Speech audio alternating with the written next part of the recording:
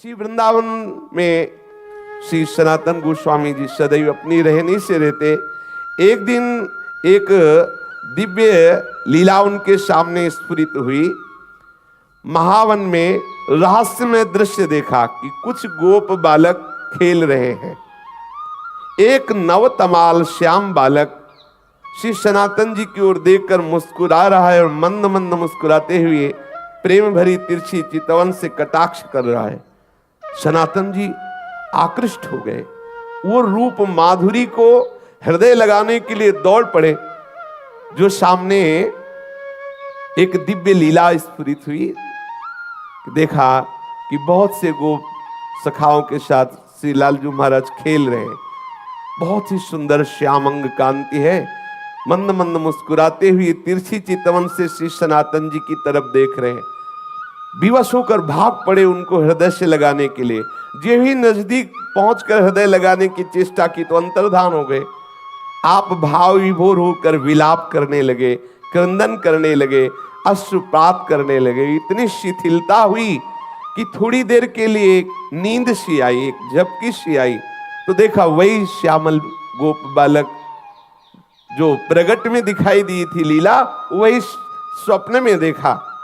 और वो कह रहा है, तुम मुझसे मिलना चाहते हो? मैं मथुरा में श्री परशुराम जी चतुर्वेदी के घर में रह रहा हूं। अब तुम मुझको अपने साथ ले लो। वहां जाओ और वहां से मुझको अपने साथ ले लो। तत्काल ही सनातन जी की वो निद्रा टूटी। आप प्रातः काल होते ही मधुकरी के निमित्त श्री परशुराम जी चौबे के आवास स्थान पर पहुंचे। वहां आपको उस बालक का श्री ठाकुर श्री मदन मोहन के रूप में दर्शन हुआ। जब उस घर में पहुंचे तो सुंदर सिंहासन पे श्री मदन मोहन ठाकुर जी विराजमान थे। जे ही दृष्टि की तो वही बालक जो महावन में गोप सखाओं के साथ खेलते देखा, जो स्वप्न में आदेश देते देखा, वही देखा कि ठाकुर मदन मोहन जी के रूप में वो विराजमान है। ओहो, ये तो ठाकुर मदन मोहन जी हमारे साथ ऐसी लीला कर रहे थे। आप एकटक दर्शन करते हुए आसक्त चित्त हुए। आप वैसे तो एक दिन मधुकरी लाते और ठाकुर जी को अर्पित करके कई दिन तक प्रसाद रूप से उसको पाते, फिर कई दिन बाद मधुकरी को दाते।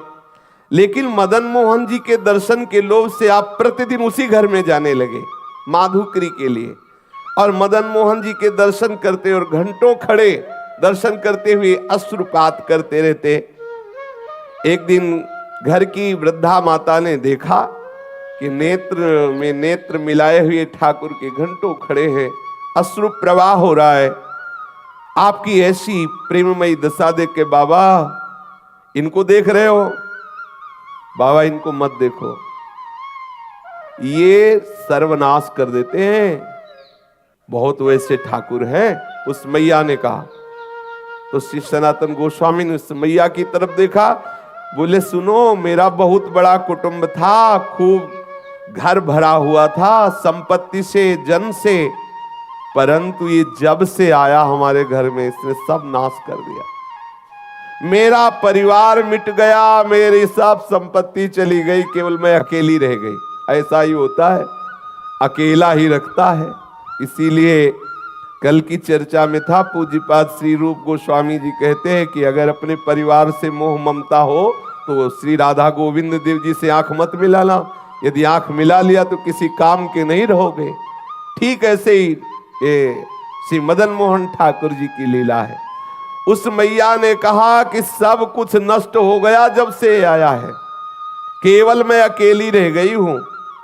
सनातन जी ने वही अश्रु प्रवाह, अनुराग से भीने हुए नेत्र, कहा माता जी तुम इसका परिचय मत दो, मैं जानता हूं मेरी भी यही दशा हो गई है। जब से इसने नजर की तब से सब नाश हो गया। और क्या, राजमंत्री थे, नजर हुई, कहां पहुंचा दिया। एक गुदड़ी करवा और भाव में मगल। ये विनोद है महापुरुषों का। समस्त मलिनता माया की जो हमें घेरे हुए है, जब ठाकुर का कृपा कटाक्ष होता है तो उससे बिलक करके अपनी लीला में प्रवेश दे देते हैं, जो चिदानंदमयी है, जो एक रस लीला है। ये परिवर्तनशील जगत की मोह ममता का नाश एकमात्र इनकी कृपा की ओर से होता है। जब से इनसे प्रीति की तब से मेरा सर्वनाश हो गया, श्री सनातन जी ने कहा। इसलिए नाश का अब तो कोई भय रहा नहीं, कोई बचा ही नहीं तो क्या भय है। मेरे निकट जो भी था अब वर्तमान में कुछ नहीं रह गया है, ये इसी की नजर का चमत्कार है। वृद्धा ने कहा तो भी तुम इसकी तरफ देख रहे हो, देखो तुम्हें पसंद आ गया क्या? बोले तो पहले से ही हम राजी हैं, इसके नेत्रों में पहले ही बिक चुके हैं। मैं तो वृद्ध हो चली हूं और मैं सोच भी रही थी कि अब इसकी सेवा कौन करेगा मेरे बाद, क्योंकि परिवार में तो कोई बचा नहीं। देखो इससे कोई ये मत समझ लेना कि ठाकुर से प्रेम करोगे तो तुम्हारा परिवार नष्ट हो जाएगा, ऐसा नहीं। इसका आंतरिक रहस्य है। जब से मदन मोहन जी पधारे तो एक एक करके अपने धाम भेज दिया, अपनी नित्य लीला में सम्मिलित, जो बड़े बड़े योगियों के लिए दुर्लभ है। ठाकुर मदन मोहन पधारे उस चौबे जी के घर तो सबको अपनी दिव्य लीला में प्रवेश दे दिया। लौकिक धन हटा करके चिदानंद वस्तु प्रदान की। हमारी पार्थिव बुद्धि कहीं ऐसा न सोच बैठे कि ठाकुर से जुड़ने का मतलब है संकट विपत्तियां, ऐसा नहीं। जो प्रभु के चरणों में अपने चित्त को लगा देता है तो बिना अन्य साधन के भी प्रभु उसको स्वीकार कर लेते हैं और अपने दिव्य धाम, दिव्य स्वरूप, दिव्य लीलाओं में प्रवेश दे देते हैं। यहां से हटा देते हैं ये जो माइक लीला है, जन्म मृत्यु दुखद भयावह, इससे हटाकर जहां कोई भय नहीं, महासुख है, वहां पहुंचा देते हैं। वृद्धा ने कहा बाबा मैं तो वृद्ध हो चली हूं, था मेरी यही अभिलाषा है, इनको कोई न कोई ले जाएगा ही, मेरे से पूजा सेवा बनेगी नहीं और मैं भी ऊब गई हूं, इससे हमें कोई लाभ प्राप्त हुआ नहीं। क्योंकि वो बाह्य दृष्टि से विनोद में बोल रही कि अब अगर इन लाभ प्राप्त होता तो कम से कम नाती पनाती ही होते, इसकी सेवा कोई नहीं बचा, मैं ही अकेले बची हूं। और ये ऐसा ही करते हैं। श्री राधा बाबा कहते इनका जलनुआ स्वभाव है, ये दूसरिया नहीं रहने देते। ये प्रेम गलित साकरीता में दो न समाए। अगर तुम पूछो कि तुम्हें लाभ क्या प्राप्त हुआ तो यही प्राप्त हुआ कि सपरिवार कुटुंब सब खत्म हो गया है।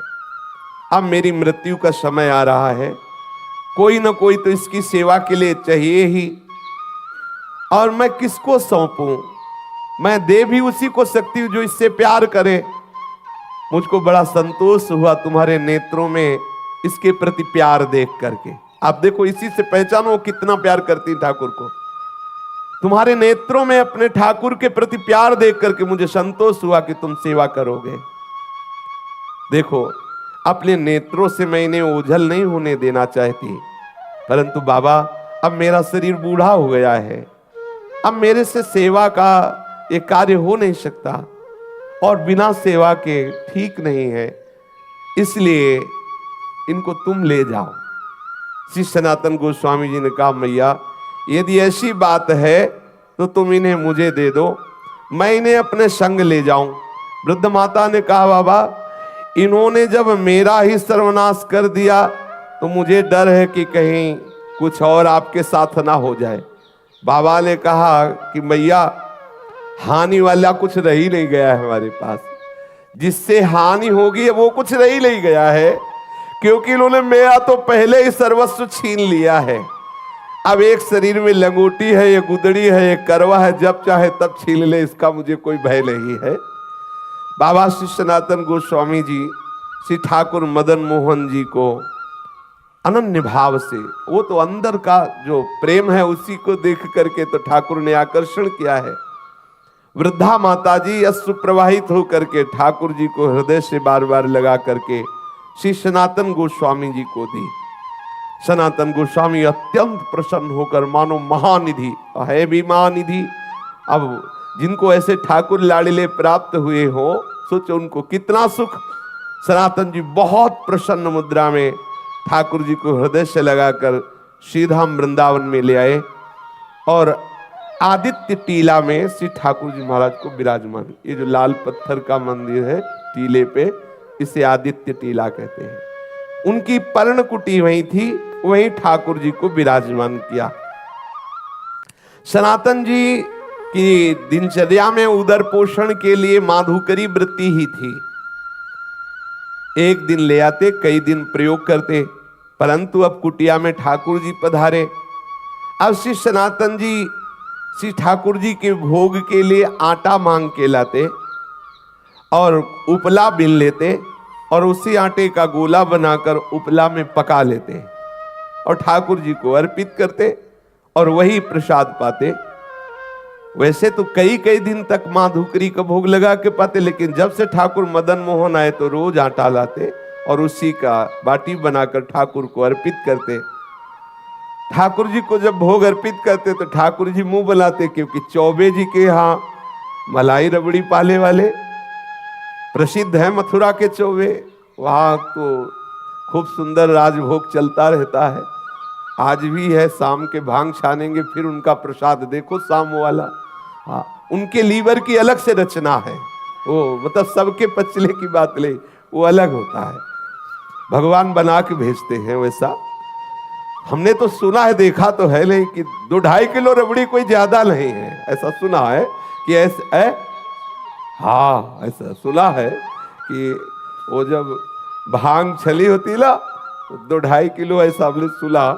तो ठाकुर जी रबड़ी छानने वाले, अभी यहाँ सूखी बाटी, उसमें नमक भी नहीं, अब कुछ कह नहीं सकते, लेकिन मुंह बुलाते ठाकुर जी, जो ही ऐसे बाटी रखते।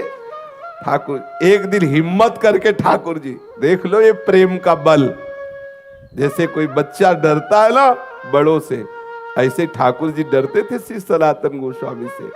थोड़ा डरते हुए कहा, बाबा ये सूखी बाटी गले से उतरती नहीं है, आप ये जली जली बाटी हमको भोग लगाते हो, हमारा उधर भी काम नहीं कर रहा हो, गले से सरकती नहीं है। अरे इतना नमक तो डाल दिया कर, इतना नमक डाल दिया कर।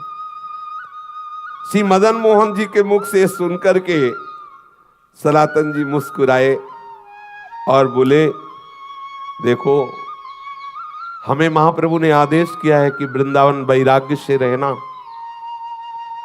अब मैं समझ गया कि आप मुझे फिर फंसाना चाहते हो, चटोरा स्वभाव है आपका, वैसे ही बाल्यपन से चटोरा स्वभाव।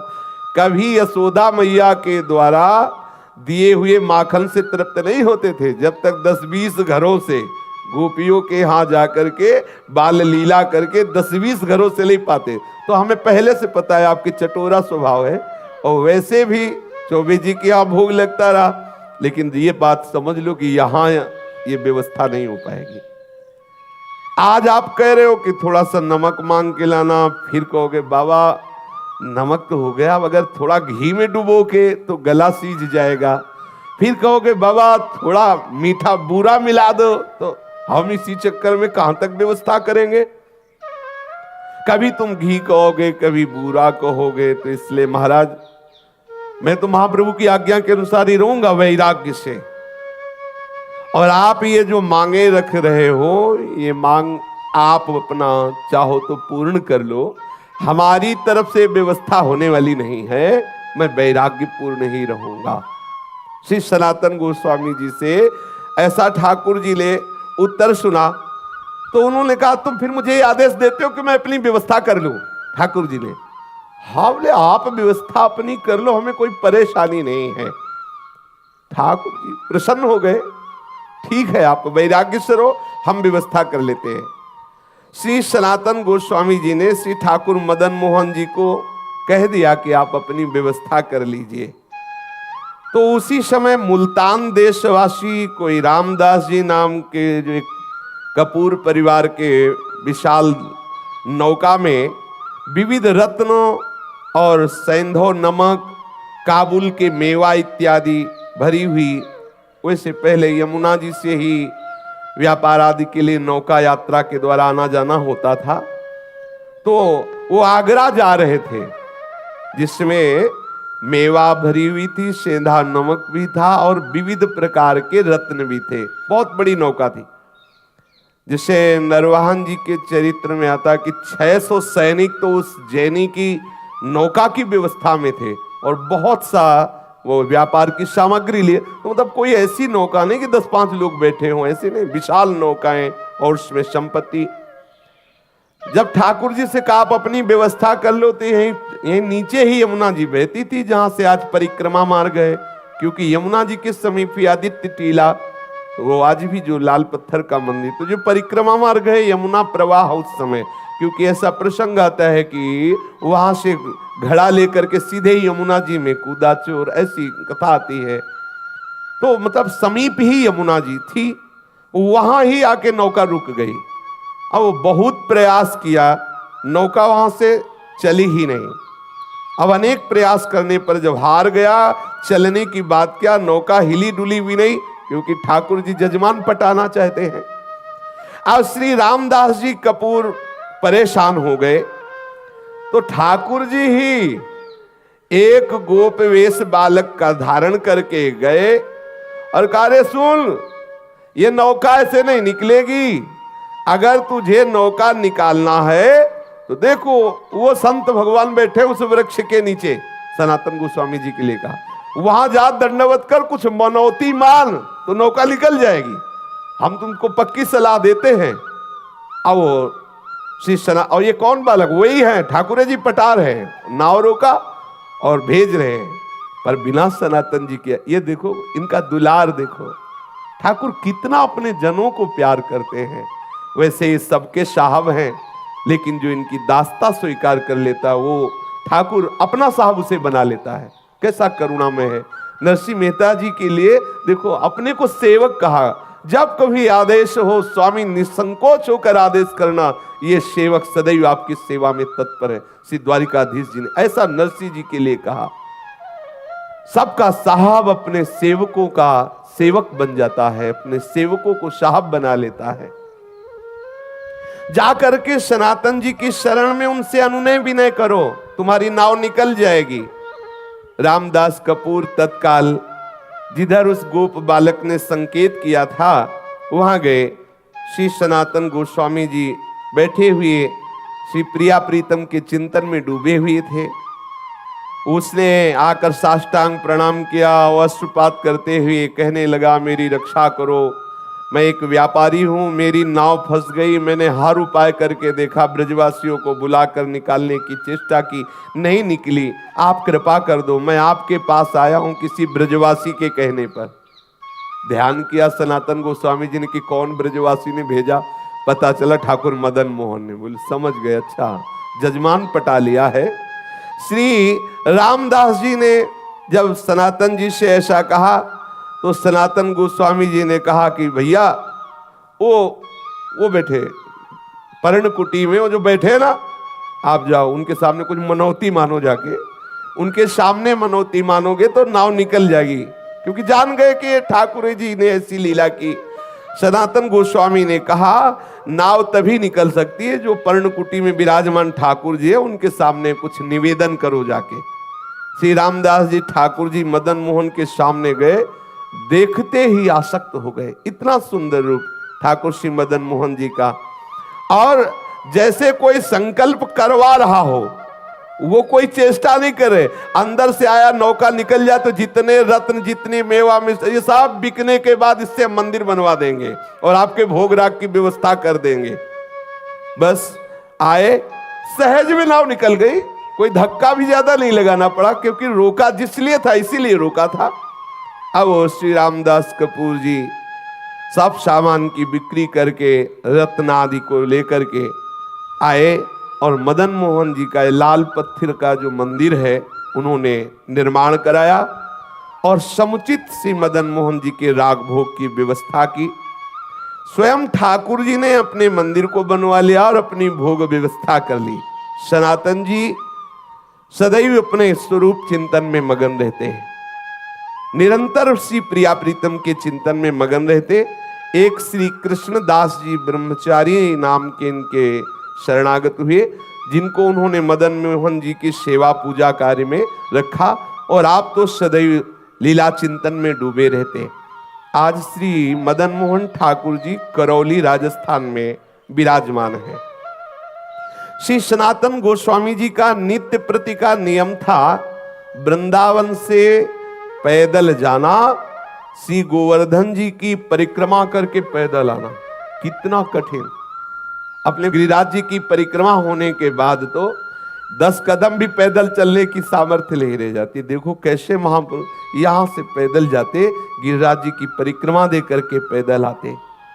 श्री ठाकुर जी ने जब देखा कि इनका शरीर बहुत वृद्ध हो गया है, फिर भी इनका नियम दृढ़ है, तो कहा कि अब आप मत आया करो, आपका शरीर वृद्ध हो गया है। तो उनका रहा नहीं जाता, ये प्रीति है, रहा नहीं जाता बिना परिक्रमा के, बिना आपके दर्शन के।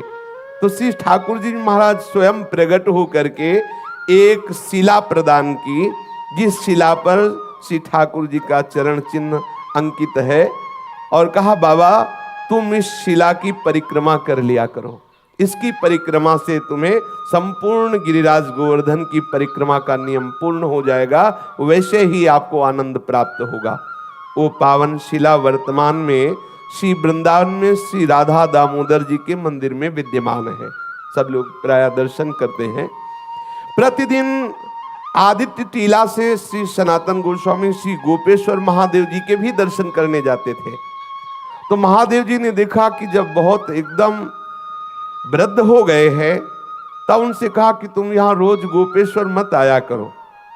बोले आपके दर्शन का नियम है, तो मैं मध्य में ही प्रकट हो जाता हूं। तो जो बनखंडी महादेव जी हैं, उस रूप में श्री गोपेश्वर महादेव जी प्रकट हो गए, और पूज्य श्री सनातन गोस्वामी जी उनके रोज दर्शन करते, बड़े ही अकिंचन। गौड़ देश में वर्धमान जिला के एक गरीब ब्राह्मण अपनी गरीबी से बहुत दुखित होकर धन प्राप्ति के लिए आशुतोष भूत भावन भगवान शंकर की आराधना की। भगवान शंकर जी प्रसन्न हुए और स्वप्न में आदेश किया कि जाओ श्री वृंदावन धाम में श्री सनातन गोस्वामी जी नाम के एक महापुरुष निवास करते हैं, उनके पास पारसमणि है, और श्री सनातन जी तुम्हें वो पारसमणि दे देंगे। ब्राह्मण देव को ऐसा भगवान महादेव जी ने आशीर्वाद दिया, जाओ। ब्राह्मण देव बड़े आनंद में मगन होकर श्री वृंदावन धाम आए, और यहां पता लगाया संतों से, पता चला श्री गोस्वामी श्री सनातन जी का। वो वहां गए, श्री गोस्वामी जी को देखा, श्री सनातन जी को, एक गुदड़ी, एक करवा और शरीर पे कौपीन। उनके मन में निराशा हुई कि जो खुद ऐसी गरीबी से रह रहे हैं, वो हमें पारसमणि क्या देंगे। भगवान शंकर के वचन तो झूठे नहीं हो सकते, और उन्होंने इन्हीं के लिए कहा है कि इनके पास जाओ तो तुम्हें धन बनाने वाली पारसमणि मिल जाएगी। अगर इनके पास पारसमणि होती तो ये ऐसे कैसे फटी पुरानी गुदड़ी, रज का करवा, एक लंगोटी लगी हुई। प्रणाम किया, बाबा मैं आपके पास आया हूं। सनातन जी ने कहा किस हेतु से आए हो। तो उन्होंने कहा कि मुझे भगवान शंकर ने भेजा है कि आपके पास पारसमणि है और आप मुझे प्रदान करें। सनातन जी ने कहा हाँ, मैंने कभी उसे छुआ तो है नहीं, पास तो है नहीं। यमुना स्नान करने जा रहा था तो एक दिन पैर से टकरा गई थी, तो वहीं उसे रेती से ढक दिया और पुनः यमुना स्नान किया, जिससे किसी दिन स्नान करके वापस आते समय दोबारा हमारे स्पर्श ना हो जाए, नहीं तो मुझे पुनः स्नान करना पड़ेगा। श्री ठाकुर जी की सेवा पूजा में विलंब हो जाएगा। ब्राह्मण देव को लगा इतनी अशुद्ध होती पारसमणि कि स्नान करना पड़ता है। ब्राह्मण देवता ने कहा अच्छा आप मुझे बता दे चल के कि वो पारसमणि का है, दूर से बता दीजिए। ब्राह्मण देव को श्री सनातन गोस्वामी ले गए और बोले इसी जगह कहीं थी, आप बालू हटाइए। तो जे भी वहां बालू हटाई, थोड़ी देर में ही तो देखा चमकती हुई पारसमणि। ब्राह्मण को लगा मैं परीक्षा करके देखूं कि कोई चमकदार पत्थर है या पारसमणि है। तो एक लोहे की कील में स्पर्श किया, तत्काल वो स्वर्ण की हो गई। बड़ा मन प्रसन्न हुआ कि भगवान शंकर का वरदान साक्षात्कार हुआ। परंतु द्वितीय उसके विचार तत्काल आया, एक मन में तो प्रसन्नता हुई, तत्काल द्वितीय विचार आया कि ये कैसे संत हैं, इतनी कीमती वस्तु को इतनी दूर किए हुए जिसके लिए मैं आनंदित हुआ, उसके लिए इनके हृदय में ऐसी उपेक्षा। सनातन जी इस अमूल्य पारसमणि का त्याग क्यों किए हुए थे? और इतना त्याग कि शरीर से स्पर्श हो जाए तो यमुना स्नान करना पड़ेगा। मुझे लगता है कि इनको पता नहीं कि ये पारसमणि क्या होती है। ना अगर ये ऐसा जानते होते तो इसको ऐसे क्यों रेत में फेंके होते? और इसमें क्या दोष है जो इन्होंने स्नान करने की बात सोची? ब्राह्मण देव अपने मन की असमंजता में विचार किया कि इन्हीं से पूछे, तो पुनः लौट करके श्री सनातन जी को प्रणाम किया और कहा, महाराज मेरे हृदय में एक प्रश्न है कि इतनी कीमती मणि आप अपने समीप क्यों नहीं रखा, और इसके स्पर्श करने पर स्नान करना क्या पवित्रता इसमें है? ब्राह्मण को इस तरह बोलते हुए देख करके श्री सनातन गोस्वामी ने कहा कि बहुत दुर्गुण है इस पारसमणि में, न जाने कितनी मलिनताएं छुपी हुई हैं।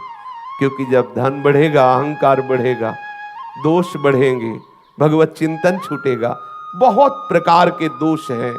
इसलिए इसका कहीं रजोगुण प्रभाव कहीं किसी भी तरह से हमारे भजन में विक्षेप न डाले, इसलिए इसको दूर रखते हैं। और ये हमारे लिए मणि पत्थर से बढ़कर कुछ नहीं है, क्योंकि हमारे पास जो मणि है उस मणि के सामने है ही क्या। तो तत्काल ब्राह्मण बोला, महाराज आपके पास कौन सी मणि है? बोले, इंद्रनील मणि श्याम मनोहर। आहा, श्री लाल बिहारी श्याम सुंदर रूपी मणि हमारे पास है, ये क्या? उसने तत्काल श्री सनातन गोस्वामी के चरणों में प्रणाम किया, महाराज फिर आप ऐसी अपवित्र मणि हमें क्यों देंगे? अब आप कृपा करो, वही मणि दो जो आपके पास है। तब उन्होंने कहा कि इसे फेंको यमुना जी में और यमुना स्नान करके आओ, तुम अधिकारी हो, क्योंकि भगवान आशुतोष शिव की कृपा तुम्हारे ऊपर हुई। तुम्हें पारसमणि लेने के लिए नहीं भेजा, वो हमारे पास भेजा इसी इंद्रनील मणि श्याम मनोहर के लिए ही है। पर तुम्हें विश्वास हो जाए और तुम्हारी समझ में आ जाए कि पारसमणि को भी त्यागने की सामर्थ्य श्री श्याम सुंदर के चरण अनुरागियों में होती, इसलिए लीला कराई। जाओ स्नान करके आओ, इसे यमुना में फेंक दो। पारसमणि को फेंक दिया, स्नान करके आए। श्री पूज्य सनातन गोस्वामी जी ने उन्हें दीक्षा दी, उन्हें भगवत संबंध से युक्त किया और निरंतर वो वृंदावन धाम वास करके भगवत चिंतन करते हुए वो भगवत धाम को प्राप्त हुआ। विक्रम संवत 1615 सप्त गोस्वामी ग्रंथ के आधार पर विक्रम संवत 1611 आषाढ़ पूर्णिमा के दिन प्रातः काल श्री सनातन गोस्वामी पाद जी ने नित्य निकुंज लीला में प्रवेश किया।